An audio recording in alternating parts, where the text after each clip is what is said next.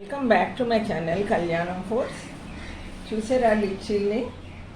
ఈ లిచ్చీలు ఎప్పుడు పరగడుపుని తినకూడదు, టిఫిన్ అయిన తర్వాతే తినాలి. పరగడుపుని తింటే ఏమవుతుందంటే లిచ్చీ తినగానే షుగర్ లెవెల్స్ పడిపోతాయి. ఈ లిచ్చీల వల్ల చాలా టిఫిన్ చేసిన తర్వాత రోజుకి 5 లిచ్చీలే తినాలి. 5 లిచ్చీల కన్నా ఎక్కువ తినకూడదు.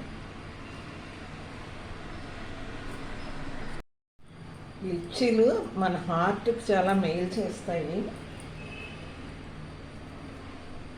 చాలా మంచిది. కానీ పరగడుపుని మాత్రం ఎప్పుడు తినకండి.